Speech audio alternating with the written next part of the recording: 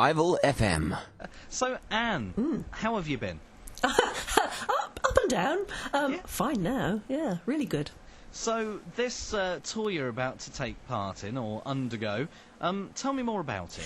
Well, I've got a lot to say, basically, and we figured out that the best way to say it would be to do a tour where I could actually talk to people and answer their questions about obesity and how my journey through it might arm them with a few facts, really. I, as we all know, because it got such a lot of publicity at the time, I went for a gastric band operation in Belgium, and it didn't work.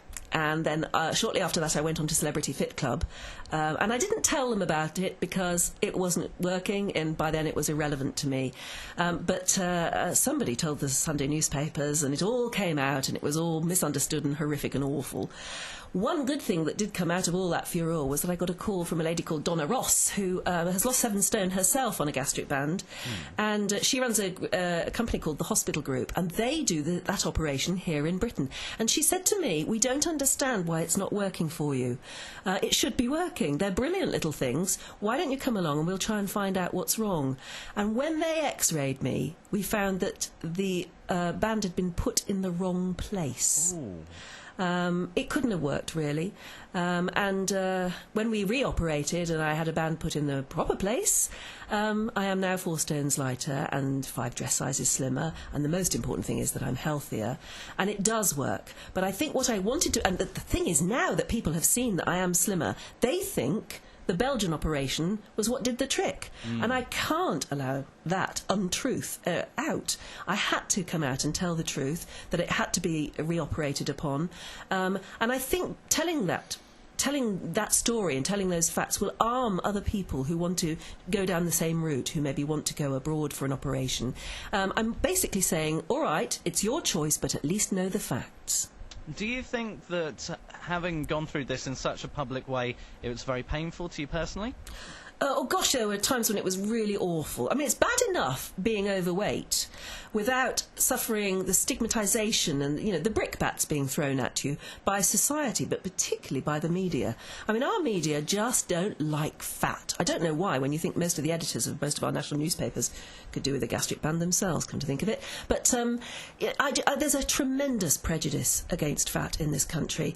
There's this idea that it is only caused by slothfulness and greed and laziness and stupidity. And there are an awful lot of lovely people out there who are battling their weight the same way I was, and they're not slothful, lazy, greedy and horrible.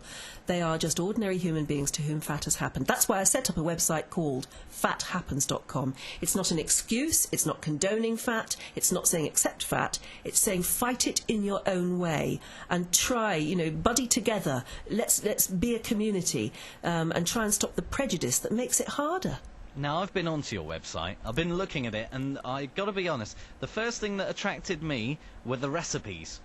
Oh, They really good. were. Well, there are some good recipes on it. Yes. And I was looking at my... Are you somebody who thinks a lot about food? Oh, I love food. I'm a great food I lover. love food. The great thing is I can still enjoy it. I mean, you have to be able to find a way to still enjoy food and lose weight and be healthy, don't you? That's what makes life worth living.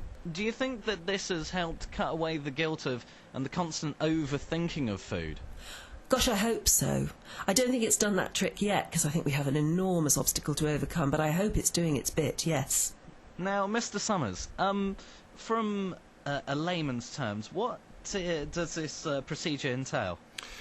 Well, gastric banding is one of the operations that has been developed over the last 10 years or so to help people combat a problem with their diet, and banding happens to be a simple, straightforward keyhole procedure where a little inflatable rubber ring is put around the top of the stomach so that when food goes into the stomach it sits in this little pouch and stretches it so that you feel full more quickly. So you have to eat slowly, chew your food properly, and you have to stop much more quickly than you would otherwise during a meal. So rather than it just being purely physical, it actually affects people in the way they think.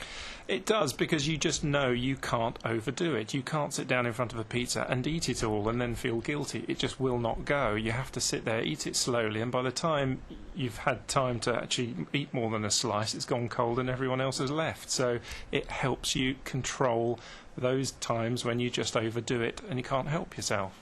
Are there any categories of people who really shouldn't consider this as a first option? Well, I don't think anyone should consider it as a first option. They really need to have either been helped with dieting through either one of the commercially available dieting clubs or via their GP with tablets, etc.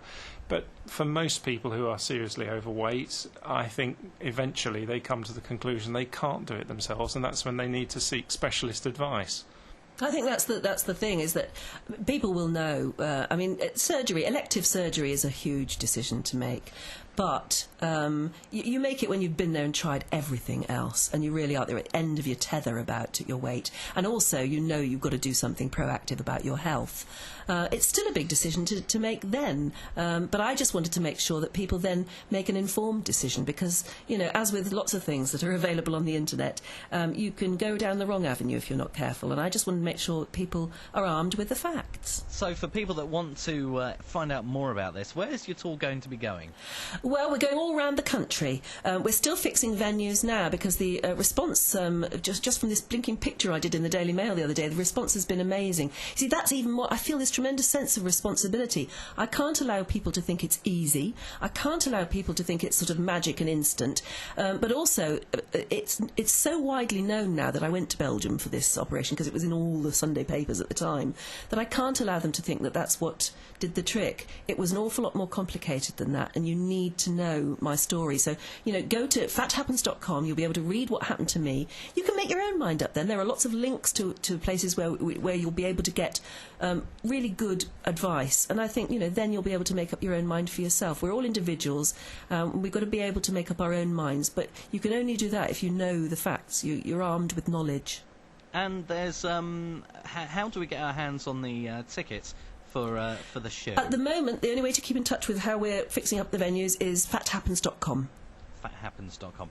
Right, well, Mr. Summers and Anne Diamond, thank you both very much for joining us today on Ivel FM. Thank you. Thank you. And very separately, Anne, your dad was a teacher, wasn't he? Yes, he was. At Talbot Heath. Yes, he was. He taught my sister. Maths or physics? Yes.